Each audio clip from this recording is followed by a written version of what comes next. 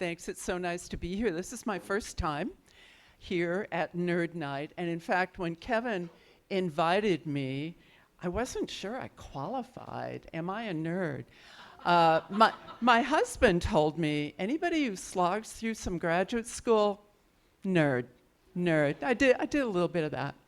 But what really drove me deeply into nerdiness was plowing into a snowbank. Many years ago, I was out cross-country skiing in Wisconsin. I was on vacation from my job here. And this isn't exactly what it looked like, but it's kind of what it looked like. Basically, it was in the country. There was nobody around. So I hiked to a farmhouse there to call a tow truck, basically. There's Wisconsin. And I'm from town of the laserprinter. Laser, yeah, right around here. I was skiing maybe right around there. And lo and behold, when I got to the farmhouse, they couldn't make a call.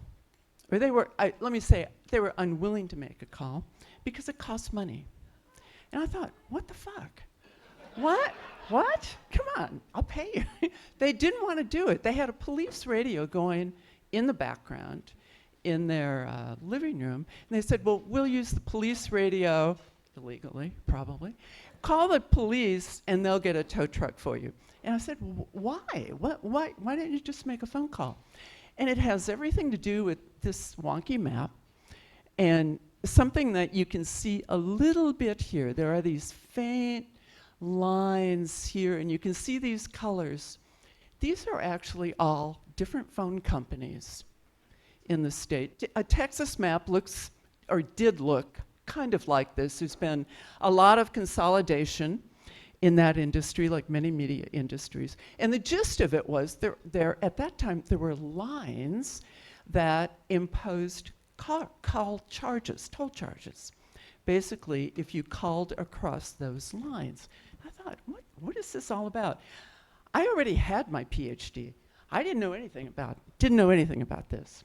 So it took me into looking at telecommunications networks and about utilities, about the economics of utilities, why utilities exist, because we think of, utilities are water, sewer, electricity. They're important, they're expensive. You don't want a zillion lines for your electricity. You want one really good one. Not that we have that here, but that's what you want. So utilities, utility law, telecommunications. And I thought, well, what's behind these boundaries? And as I got into it, of course, the boundaries have everything to do with money. They had everything to do with control.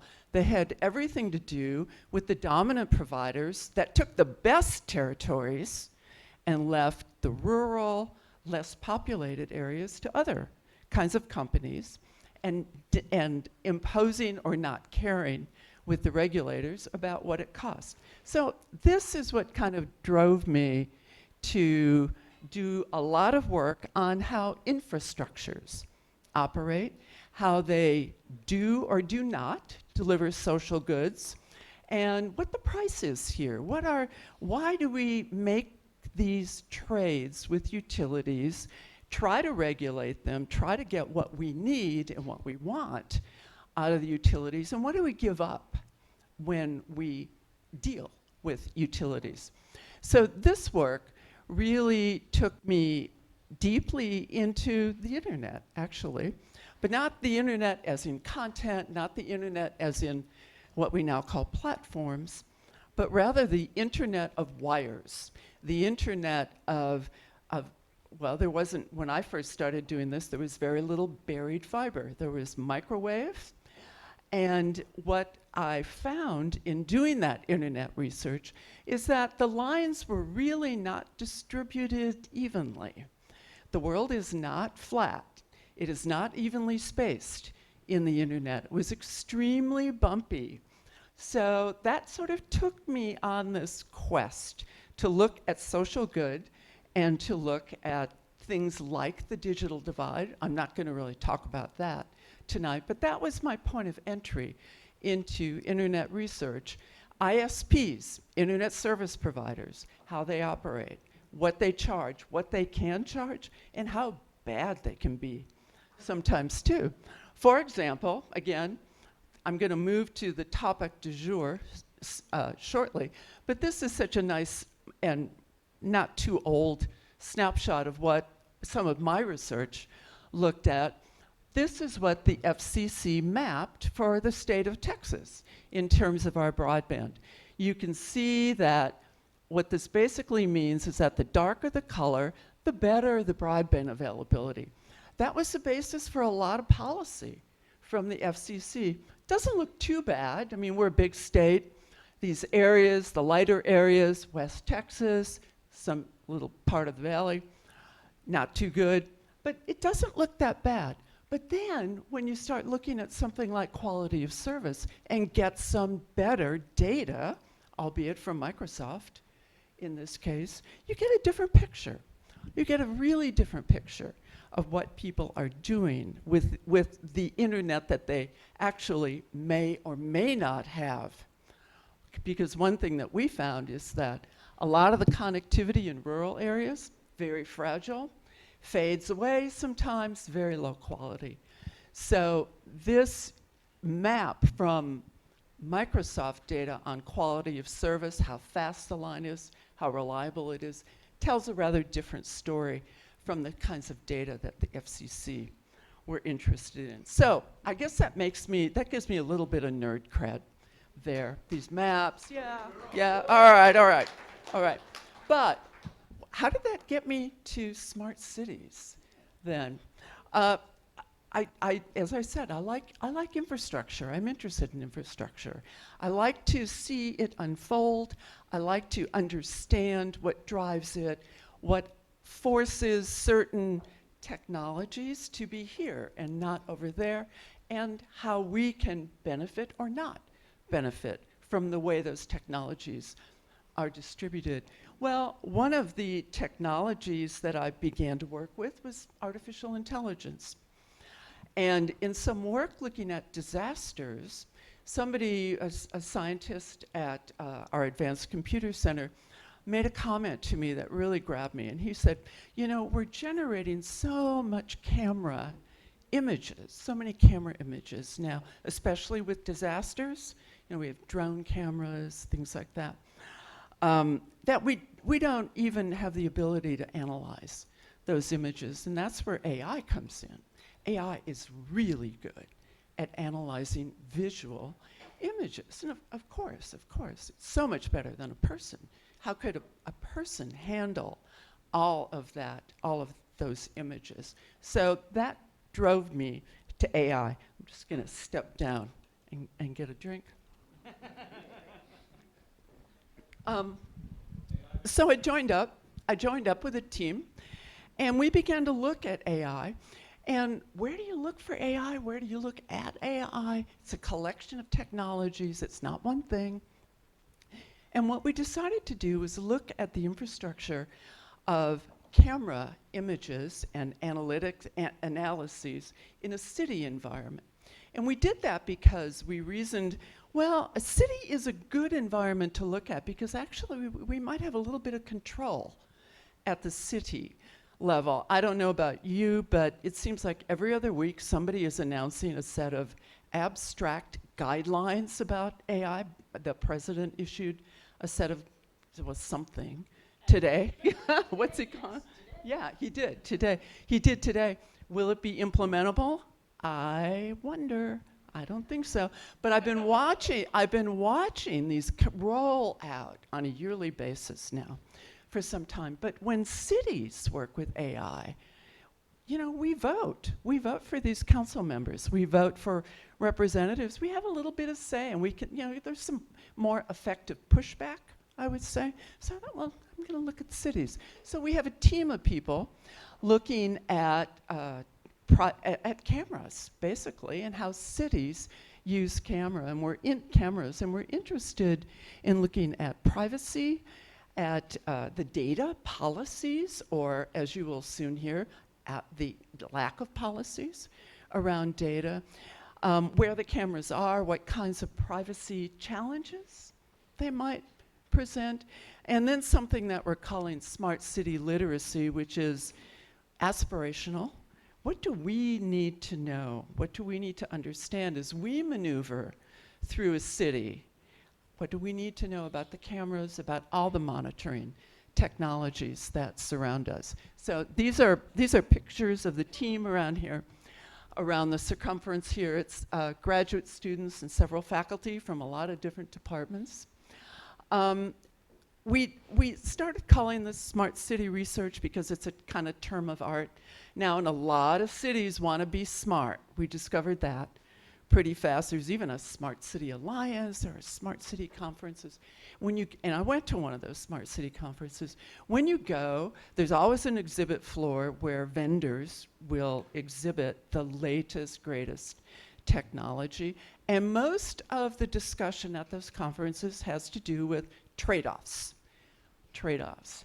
What can you get, and what do you have to sacrifice when you get it? It's very utilitarian. It's all about how much does this cost, how much is it going to cost me to implement it, and what are citizens going to say about it, if they even know about it, fundamentally. There's always trade-offs in these systems. We decided to look at a lot of monitoring systems that were camera-centric. Turns out Austin is a great place to do that because we are a smart city, right? And although we are not one of the 18 cities that has actually adopted an ordinance around these technologies, in the whole United States, at least what we could find, we only found 18 cities that had adopted any kind of regulatory ordinance around these technologies. Yet, Austin has a drone group that I'll tell you a little bit about later on. We have a privacy officer. Some city departments have policies, many do not have policies, and life goes on amid a lot of monitoring technologies that you probably don't even know about. So what are some of the technologies? These are perhaps pretty familiar to many people here. Drones, of course. Drones are, as I said, we have a drone group. Drones are used by the fire department. They're used by EMS. They're used by police. They are used by Austin Electric. They are used by Austin Mobility and a host of other departments as well. That's why they had a group. They decided they needed to learn from each other, so they formed a group because they didn't really know much about how to use drones. So drones. ShotSpotter is a very common city technology. We just heard about it. It is, we checked just last year, it had not been used in Austin. The latest information in Austin that we could find out about it was dated from 2021. That's kind of what it looks like. It has caused a huge ruckus in a lot of cities for the reasons that Molly was talking about. It's not extremely reliable. Police like it in many cases. Communities often don't like it. They have not seen that it has really benefited them so far. And many cities have revolted against the use of ShotSpotter. These are cameras that you might have seen around Austin. Red light cameras, of course, were abandoned in Texas. However, I believe about 28 states still have red light cameras. Those are the cameras that people hate because they take a picture of your license plate if you're going through a light that turns red or that is red, basically. Not very popular. And that's one reason the Texas legislature did away with it. Halo cameras we have, and we of course have lots of traffic cameras. One fellow mentioned that you can get the monitored footage from I-35 cameras. Actually, the city of Austin has live feeds of many of its intersections, and you can take a look at those you can take a look at that camera footage as well. You often see halo cameras downtown. Those are 360 cameras. They're popular in areas that police believe are high crime areas, and you see them in every major city. Now, CCTV cameras, this is a picture of one from Britain. Actually, they are all over Britain. If you've been there, you've seen it. They've become very naturalized there, which is sort of interesting too. But, and naturalized for a reason that I'm gonna come back to. I'll say naturalized, and you'll see why this process unfolds here as well, because they grew out of a political situation, political strife in the UK, and they were seen as a real protection against a lot of very intense and deadly warfare there. So, examples of some of the cameras here, and this is an innovation that really captured a lot of our attention. These are actually street lights. This is obviously from a vendor demonstrating different street lights. They're kind of attractive there.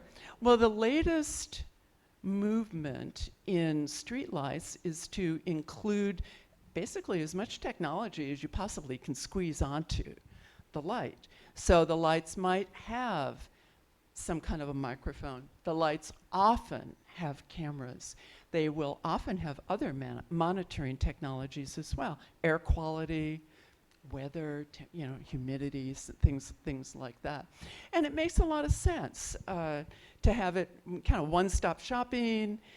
It makes sense visually not to have a lot of clutter on a pole and so forth.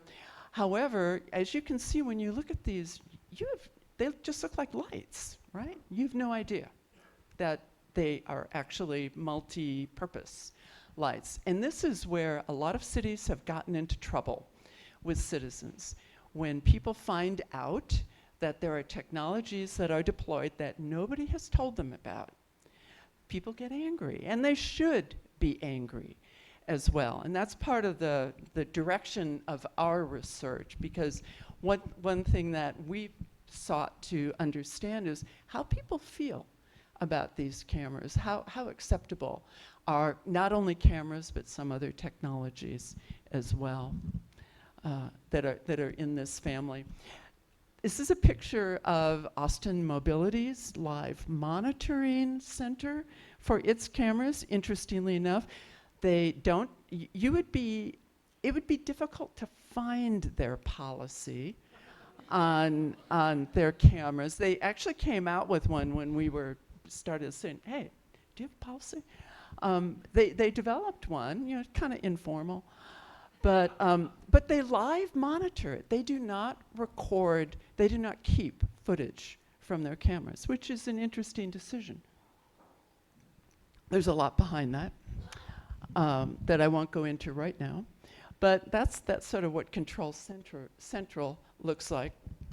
After we learned a lot about how these different units were using different technologies, we especially spent time with the fire department. We did not spend time with the police department.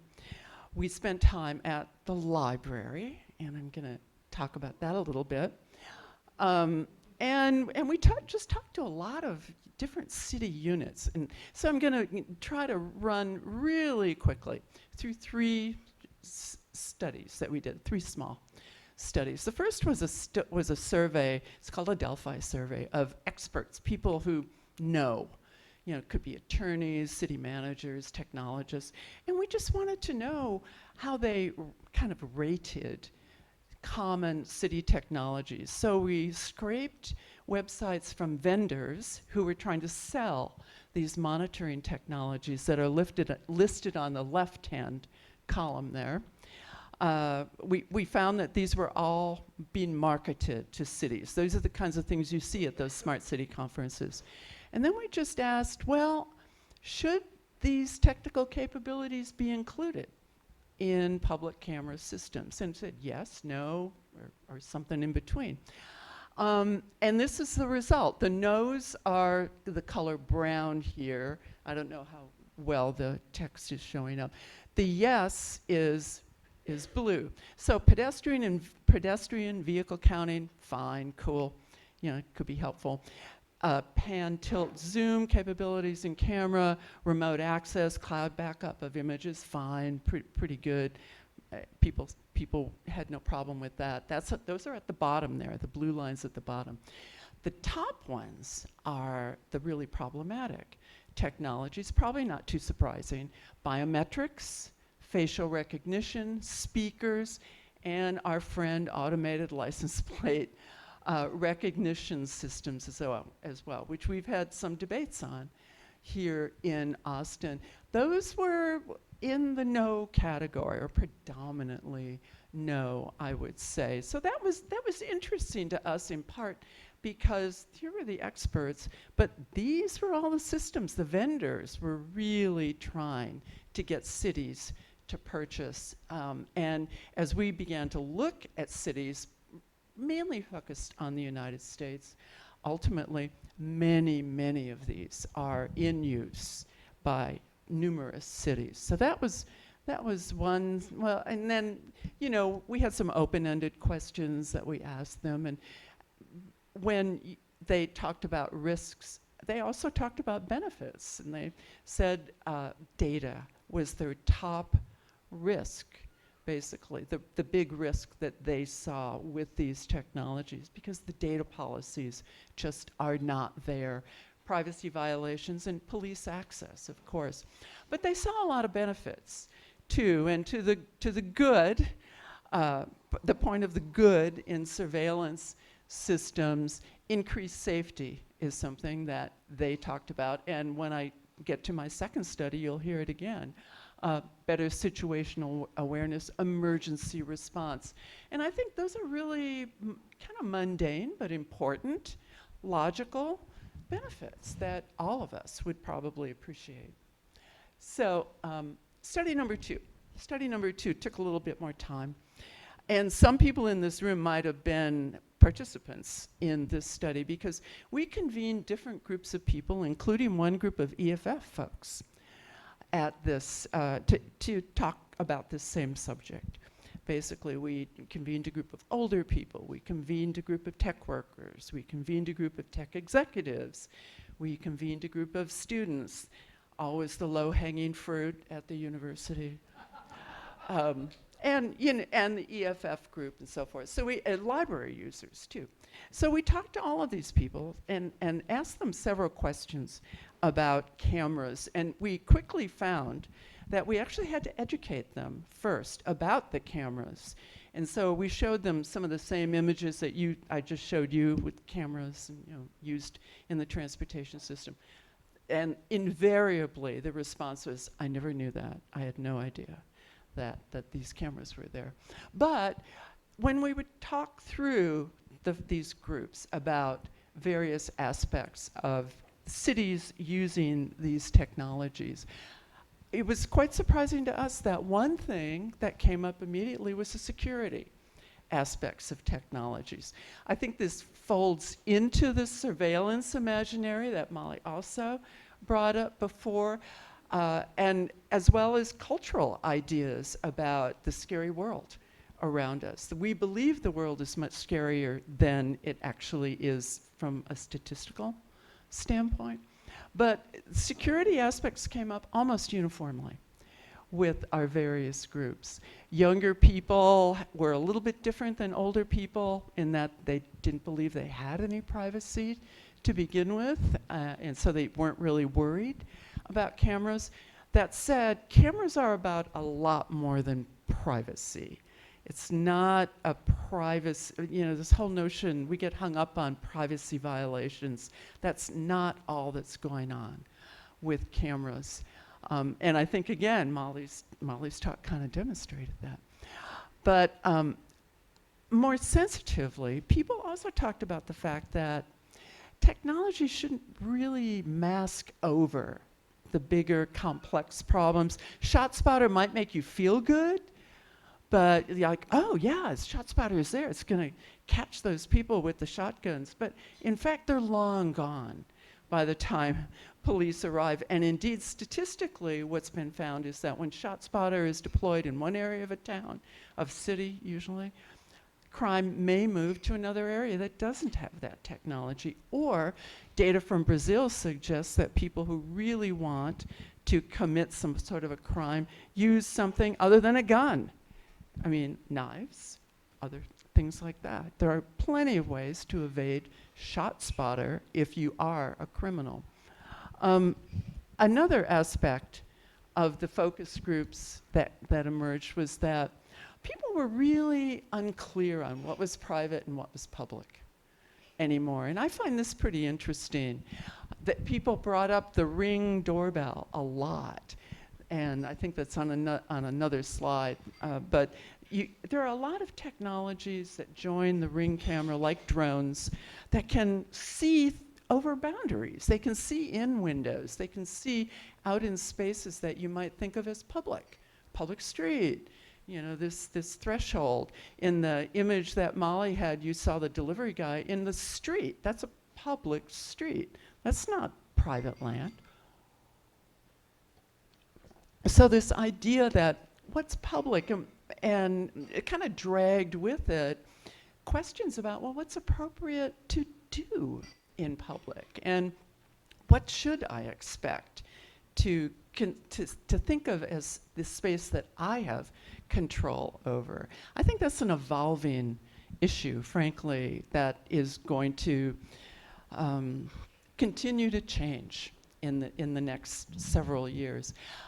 The attributes of the data that were gathered by these systems also came up a lot. People wanted transparency. They wanted to know where the data went, who used it, who could reuse it. And many of them said quite plainly that more data governance is needed, some kind of public data governance. I'm going to move pretty fast here. The other two kind of clusters of comments talked a lot about these contexts. And again, here's the public space, what is public anymore? Seeing the outside street from within one's own living space generated some conflict for people. Some people didn't know, well, should I look? Should I stare at what's going on out in the street? What's right there?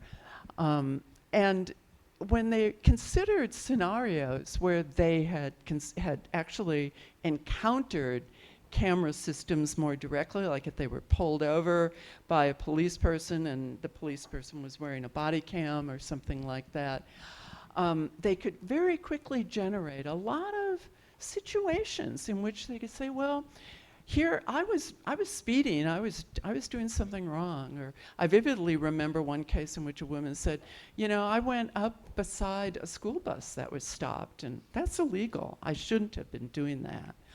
So there was kind of an acknowledgement of there is a context here, and there's no one size fits all on, well, no cameras or yes cameras. Cameras are always believable, cameras are never believable. The context really matters. So it gets a little more complicated here. And we also found that a lot of people's own backgrounds, their own background experiences really figured into this. If you had relatives or if you were undocumented, for example, this whole issue around thinking about the risks of being recorded, the risks of cameras getting your images, it feels different. It feels different. So, quickly then, study number 3. I learned that there are 450 cameras in the library. Yeah, surprising. Half of them are in the downtown library. Now, that is the biggest library that we have. They actually had kind of a privacy policy. I'll show it to you. They had something that we found for transportation too. They had an internal policy on handling data, but you won't find it on their website. But they at least have a policy. But these cameras, kind of interesting. They're why.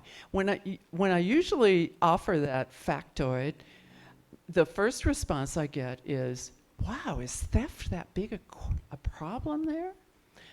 Not about theft. Not about theft at all. They really don't, I mean, I don't want to say they don't care if you leave with a book without checking it out, but that's not why the cameras are there. They want a safe and secure facility. Basically, the image on the left here is one of their security guards. How many of you have been in the library or spent time? All right, lots of you. Yeah. So you've seen these folks. They roam around. The security people are in uniform. They have a control center in the basement of the library. They too are live monitoring, but they record the data, and they keep the data for 2 weeks, basically. So they actually have a policy. But what interested me in this was there's a lot of conflict. Not like fighting people, but a lot of mental angst among the library workers about these systems. The systems that they thought they had to have to be contemporary, to enable the space to be safe and secure, but a system that they weren't totally convinced really worked for them either. So they have this privacy statement. It dates from 2003 on their website, Patriot Act days. And as I said before, you won't find their 2-week, or at least I didn't. I did not see the less, I don't check all the time, but I did not see their 2-week policy. But lots of people at the library could rehearse it to me. What they do have now, though, is PITS. It's an incident reporting system that allows them to actually collect data on any incidents in the library that kind of upset the order of the library. And there's a company behind it that keeps that data. And I included this statement because it's sort of an interesting reminder that the library is a city institution. It needs a budget. The budget has to be approved by city officials. If they can show incidents, they can justify the costs of security guards and cameras and things like that. So, but it was a little conflicting. It was conflicting for the people working there and for some of the people who go to the library. So, for example, this is an exhibit space. Lots of you go to the library. You've probably seen that. I don't know if you looked for the cameras. They're there. They used to have a monitoring gate there as well that would monitor. Actually, they weren't doing anything like facial recognition, but they were counting, and they could see if you were short or tall. They wanted to know kids versus adults, basically. They ended up taking that out. They decided it was just not worthwhile, and they just didn't want that level of technology in this particular spot. So they said, this is a quote from them, that they really removed them in the interest of being open and trusting, and they wanted to trust people. People will do the right things. However, people don't always do the right things, we learned too. The library checks out computers. Somebody was stealing them. Somebody was taking them. So their response was to put a big camera right there on the checkout kiosk. Incentive or disincentive, maybe? Would that keep the thief from taking the computers? No, it didn't, as a matter of fact. So here was a very interesting case of surveillance, really obvious surveillance. This is the most obvious camera in the library, really. The ones in the ceiling, you just don't notice unless you're really looking for it. It just didn't do the job for them. But it was conflicting for the people working there and for the people who were using the library. So people said over and over again, we want the library to be open. We want it to feel safe. We want people to be welcomed and treated fairly. Their response to how to make that happen was to be visible themselves. So the cameras were there. They were people working there were a little uncomfortable with the cameras, and they actually thought that safety resided in being seen. themselves, in greeting people, in moving around, in interacting fundamentally. So there was really this curious trade-off here for the people who were in the library working and the library users themselves. And this is what actually interested me, that here we have a public space, an open space, a welcome space, a space that you, like I, probably have some great childhood memories of story time or something like that. It's a place where people are welcome, but it is not seen as safe as the people running the library want it to be. So they're stuck, frankly. They're kind of stuck. They were also unclear a little bit on where their property began and ended. They had some cameras outside. They have this ground floor space. So they just felt uncomfortable and insecure, and this issue of what's public and what's private and what they should feel responsible for was difficult, fundamentally. So those were the 3 studies that we did. And what did we learn from all 3 of the studies? First of all, a lot more transparency is needed. One of the best suggestions our tech workers gave us was, why don't you just put QR codes by the technology? And then if somebody is upset or worried or concerned, you can just scan it and find out, well, who owns this? What's this camera doing? Where are the data going? Something like that. One of our library users would not want that, frankly, because he didn't want to be reminded that the cameras were there.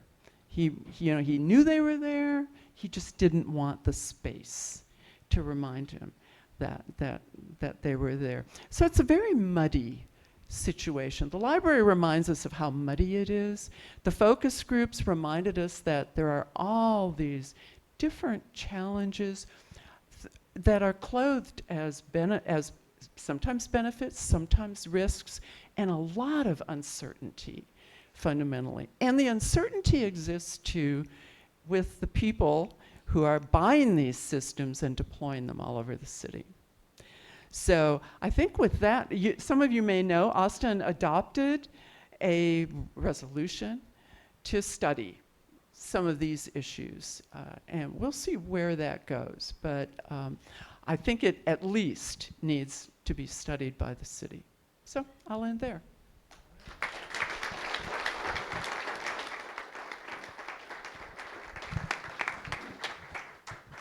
Okay, we have time for a couple of questions.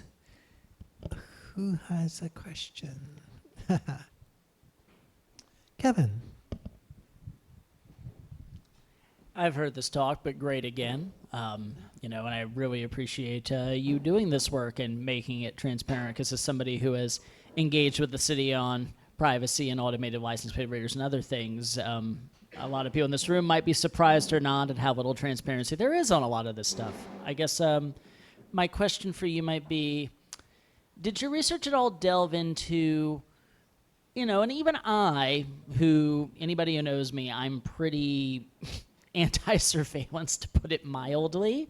But a lot of it, and people who study this stuff, a lot of it comes down to an awareness of the asymmetrical power relationship with surveillance. That is, because you kept talking about, like, everybody's like, well, it's for people to feel safe. But at the same time, you're being watched in one direction. You can't watch in the other direction. I'm also wondering, like, did anybody you talked to talk about, like, has anybody just suggested, okay, so there's a camera watching me. Could I have a thing that lets me watch the people operating the camera? Nobody said that. It actually, in the context of the library, they would not like that because they have children there, and they don't want people to take pictures of children. In fact, I think that's one of their rules, no pictures in the library, because they're trying to protect people. But you are correct about the asymmetries in the power power dynamics there. You know, contemporary AI researchers talk a lot about fairness and accuracy and transparency, and you can throw in explainability there as well. I think we are simply way behind the curve on that. The technologies are there, the capabilities are there. They are being bought and sold aggressively at this point. So at minimum, I think knowing a little bit more about the systems has to be a first step that will enable us to identify what the social benefits are that we want from these kinds of systems. I think counting people who use the library, that's fine. I mean, that can justify a budget. That's okay. Where do we really need personal identification? And, you know, and if we don't need it, get rid of it somehow. But all of that effort will really take a concerted effort at defining the social goods. And we don't have a mechanism for doing that as a city. You know, some of our research groups at UT are right now trying to do a lot more citizen engagement and working with neighborhood groups and things like that to try to foreground those processes. Yeah. There was a hand back there. No? Okay. Okay. Here we go. Thank you for the talk and thank you for all the efforts with working with City of Austin. First of all, I'd like all of us to take us back about 250 years to those villages where you fart and everyone knows what you had for breakfast. So, and everyone adopts all those Context. modern, security practices. Right. So the question is, and this is what Kevin and I are certain. So jumping back to the question of the power of who has that. So we cannot stop the progress. Cameras are going to be on every corner because even you probably have a smartphone in your pocket and you don't know if it's recording you right now or not.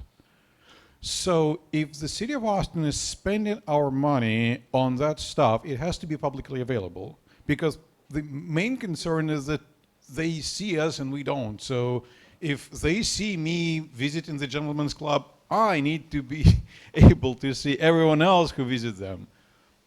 What's your take on that? And that effectively diffuses pretty much 90% of all the argument, because If there's a traffic camera nearby, you maybe could.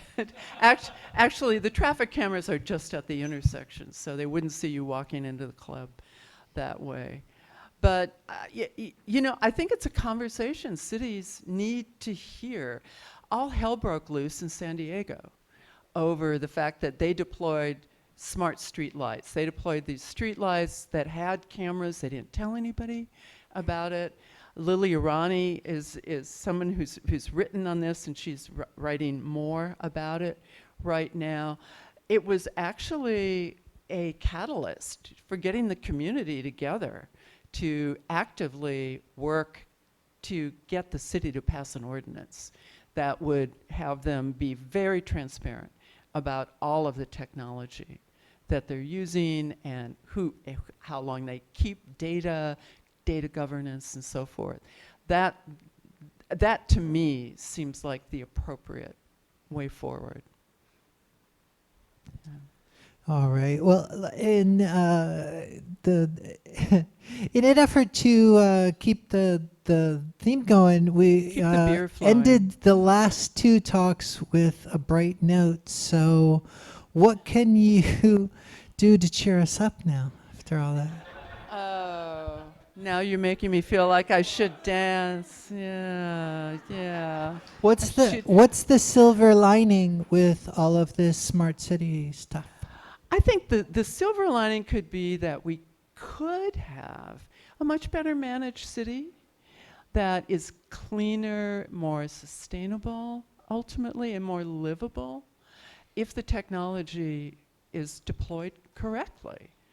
If it's deployed to make our lives better rather than make the city management lives better.